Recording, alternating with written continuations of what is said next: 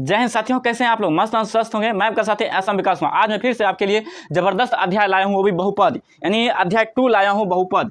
बहुपद में सिर्फ मैं परिचय बतलाऊंगा, यानी पॉलिनोमियल से हम परिचय बतलाऊंगा। जो छात्र मेरा अभी तक वीडियो नहीं देखे हैं, पिछला जाके देख लीजिए, एकदम वीवीआई प्रश्न है, 33 वीवीआई प्रश्न बतला चुका हूँ। आज मैं सिर्फ बहुपद का परिचय ही बतलाऊंगा और उसके बाद मैं वीवीआई प्रश्न अभ्यास करवाऊंगा, ठीक है। तो चलिए छात्रों, बहुपद का परिचय दे देता हूँ और उन्हीं छात्रों को कहना चाहता हूँ जो छात्र अभी तक भी मेरा चैनल को सब्सक्राइब नहीं किया, जल्दी से सब्सक्राइब कर दीजिए, लाइक करिए और दोस्तों को भी शेयर करिए। अगला टॉपर आप हैं, मैट्रिक के 2026 का अगला टॉपर आप हैं, इसलिए मैं चाहता हूँ जल्दी से चैनल को सब्सक्राइब कर दीजिए और अंत तक ये वीडियो देखिए, आपके लिए एकदम महत्वपूर्ण के रूप में रहेगा। तो सिर्फ आज परिचय ही बतलाऊंगा और आप कॉपी कलम लीजिए और इसको लिख लीजिएगा, ठीक है। तो चलिए पहले ध्यान से देखिए, बहुपद होता क्या है। बहुपद का हम डिफिनेशन दे देते हैं, ठीक है। तो ध्यान से देखिए, 4x के बहुपद, 4x के बहुपद px में, 4x के बहुपद px में x की उच्चतम घात को बहुपद कहते हैं। तो मैं चाहता हूं कि आप लोग को समझ में आ गया होगा कि 4x के बहुपद px में x की उच्चतम घात, यानी x पे जितना से ज़्यादा घात रहे तो वही बहुपद कहलाता है, यानी घात को बहुपद कहते हैं। तो एग्जाम्पल में हम दे देते हैं, आपको अच्छी तरह से समझ में आएगा, ठीक है। मान लीजिए x⁻³ + 2, तो ये घात जो है ना, कितनी घात वाला बहुपद है? 3 घात वाला बहुपद है। और एक एग्जाम्पल में दे देते हैं 5x² + 2 और 2x - 3, ये कितनी घात वाला है? 2 घात वाला बहुपद है। एक और उदाहरण दे देता हूँ, 4x² - 5x, ये कितनी घात वाला है? ये 2 घात वाला है। यानी x पे कितना घात है? 2 घात है जी। तो समझिए कि x पे जितना घात हो तो वही घात वाला बहुपद कहलाता है। क्या बोल रहे हैं? उच्चतम घात का बात कर रहे हैं हम। क्या बात कर रहे हैं? उच्चतम। तो यहाँ देखिए, x में उच्चतम घात कितना है? 3 है। यहाँ पे x में उच्चतम घात कौन है? 2 है, क्योंकि इसमें कुछ नहीं हो सकता है। क्या हो सकता है? 1 हो सकता है, ठीक है। लेकिन उच्चतम घात कौन कितना है? इसमें 2 है, इसलिए ये क्या है? 2 घातीय है। फिर यहाँ पे देखिए, तो इसमें कितना है उच्चतम घात? इस पर कुछ नहीं तो क्या है? 1 घात है। तो इसमें देखिए सबसे उच्चतम घात क्या है? 2 है। तो ये 2 घातीय बहुपद होता है, ठीक है। और एग्जाम्पल में दे देते हैं, तो 5x⁴, ठीक है, और प्लस दे देते हैं +3x³ फिर +2x² - 5x + 2।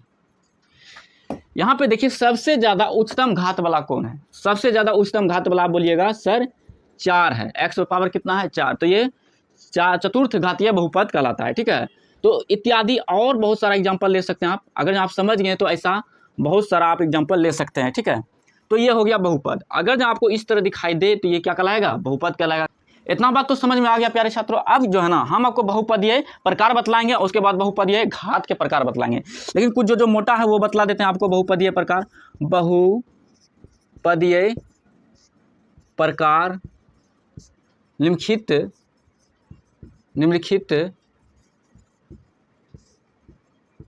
बहुपदीय प्रकार निम्नलिखित प्रकार के होते हैं, ठीक है। बहुपदीय प्रकार जो है ना, निम्नलिखित प्रकार के होते हैं। जो इंपॉर्टेंट वो बतला देते हैं। पहला नंबर हम आपको बतला देते हैं, एक पदीय बहुपद। एक पदीय बहुपद का एग्जाम्पल हम आपको दे देते हैं, x, 2x,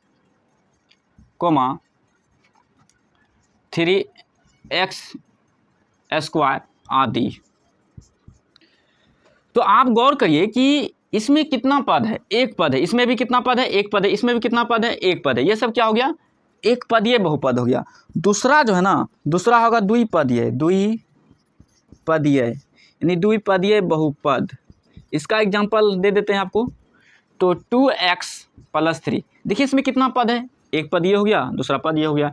तो ये क्या हो गया? x मेरा क्या हो गया? चर पद। ये भी दूसरा क्या है? अचर पद, यानी 3 है, ठीक है। इसमें 2 पद है, एक पद 2 पद। और एक एग्जांपल दे देते हैं, 3x² -5, ठीक है। इसमें भी देखिए दो पद है कि नहीं, एक पद और दो पद। जितना संख्या रहे, जितना x के साथ रहे या सीधा अचर रहे, जितना संख्या रहे वो क्या कहलाएगा, पदीय कहलाएगा। तो द्विपदीय यानी दो पद इसमें भी, दो पद इसमें भी। एक और उदाहरण दे देते हैं, तो 4x³ दे देते हैं प्लस 5x²। इसमें भी कितना पद है, दो पद है। ये सब क्या हो गया, द्विपदीय बहुपद, ठीक है। ये बहुत इंपॉर्टेंट है क्योंकि इसमें घात लेके अभी नहीं चल रहा है, बस द्विपदीय। कितना पद है ये ध्यान देना आपको, ठीक है। तीसरा नंबर में लेके चलते हैं त्रिपदीय बहुपद, त्रिपदीय बहुपद, ठीक है। ध्यान से देखना है आपको। इसका एग्जांपल दे देते हैं, आपको समझ में आ जाएगा। तो 2x³ प्लस 5x² प्लस 8। यहाँ पे देखिए कितने पद है, एक पद, दो पद, तीन पद। एक और उदाहरण दे देते हैं, 2x² माइनस 5x प्लस 4। इसमें देखिए कितने पद हैं, इसमें भी कितने पद है, एक, दो, तीन पद है। ये सब क्या हो गया, त्रिपदीय बहुपद है, ठीक है। तो आदि, इसका और एग्जांपल आप ले सकते हैं, अगर जब समझ गए तो आदि हो सकता है, इसमें भी आदि हो जाएगा। इत्यादि आदि एक ही होता है, ठीक है। तो त्रिपदीय हो गया, चतुर्थ पदीय होता है, शून्य पदीय होता है। आप इसी तरह बहुत सारा आगे पढ़ सकते हैं, लेकिन आपके लिए बहुत इंपॉर्टेंट है, 3 तक पढ़िए। तो इतना दूर आप समझ गए छात्रों। आप जो है ना बहुपदीय घात पढ़ाएंगे। क्या पढ़ाएंगे, बहुपदीय घात, जो बहुत इंपॉर्टेंट है, ठीक है। बहुपदीय घात के निम्नलिखित प्रकार होते हैं, निम्नलिखित प्रकार होते हैं, ठीक है। समझिएगा आप थोड़ा सा, तो जो बहुत इंपॉर्टेंट है। तो यहाँ पे आप ध्यान से देखिएगा, एक घातीय बहुपद, एक घातीय बहुपद, समझिएगा बात को। 2x प्लस 5, उदाहरण दे रहे हैं, उदाहरण से आप समझ जाइएगा। 5x, 3x माइनस 2 इत्यादि, ठीक है।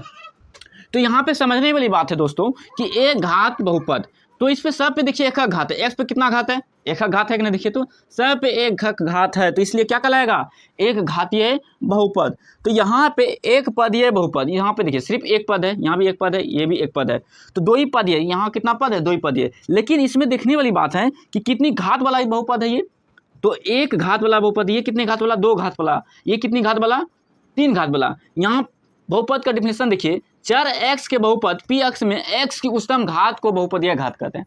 तो सबसे ज्यादा उच्चतम घात वाला को बहुपदीय घात कहेंगे। तो इसमें एक घात वाला बहुपद, ये भी कितना घात वाला बहुपद है, एक घात वाला। इसमें भी कितना है, एक घात है, तो एक घातीय बहुपद कहलाएगा। दूसरा बात जो बहुत इंपॉर्टेंट है, इस चैप्टर में, बहुपद के चैप्टर में सिर्फ द्विघातीय बहुपद बहुत इंपॉर्टेंट है, जो आपको बहुत आगे चल के फायदा होगा। तो द्विघातीय बहुपद, द्विघातीय बहुपद आपके दिमाग में आ गया होगा कि जिस पे दो घात हो वो क्या कहलाएंगे, द्विघातीय बहुपद। जिस पे एक घात हो वो एक घातीय बहुपद कहलाते हैं। तो एग्जाम्पल में सिर्फ हम देंगे, ठीक है। आप परिभाषा ऐसे भी लिख सकते हैं अगर आप समझ गए। एक घात वाला बहुपद किसे कहते हैं, जिसपे एक घात हो उसको क्या कहेंगे, घातीय बहुपद। द्विघातीय बहुपद किसे कहेंगे, जिसपे दो घात हो। तो दो घात यहाँ पे दे देते हैं, इसी को लेते हैं 2x² प्लस 5। देखिए दो घात हुआ ना, तो क्या कहलाएगा, दो घातीय बहुपद। और एक एग्जाम्पल में दे देते हैं 3x² माइनस 5। ये कितनी घात वाला है, दो घात वाला बहुपद है। तो इत्यादि आप और ज़्यादा ले सकते हैं, ठीक है। तो आगे चलते हैं, त्रिघातीय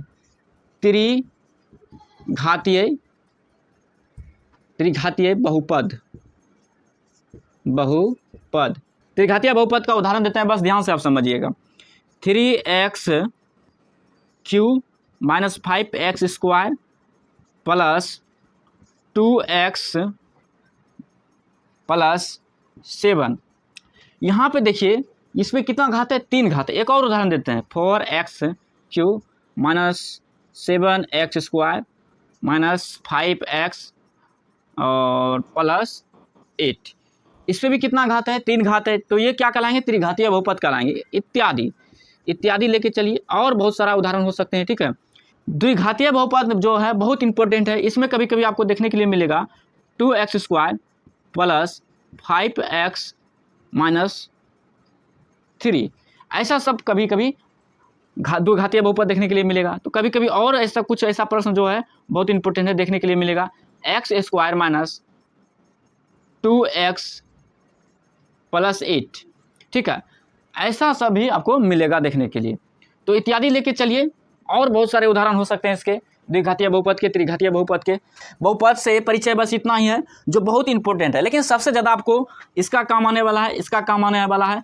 त्रिघातीय बहुपद का थोड़ा बहुत आएगा काम, लेकिन उतना नहीं आएगा। लेकिन ये समझने वाली बात है, जब पूछ दे ऑब्जेक्टिव के रूप में, अगर ऑप्शन दे दे 2x plus 3, 3x² minus 5x, इसमें पूछेगा कि एक पदीय बहुपद कौन है, तो तुरंत मार दीजिएगा x है। 2x ये सब भी, 3x ये सब क्या है, एक पदीय है। 2x प्लस 3 ये कितने पद वाला बहुपद है, 2 पद वाला है। ये सब 3 पद वाले हैं। और यहाँ पे घात के रूप में देखेंगे तो जिसपे एक घात हो उसको क्या कहेंगे, एक घातीय बहुपद। जिसमें 2 घात उसको क्या कहेंगे, 2 घातीय बहुपद। जिसमें 3 घात उसको क्या कहेंगे, त्रिघातीय बहुपद। समझ में आ गया होगा।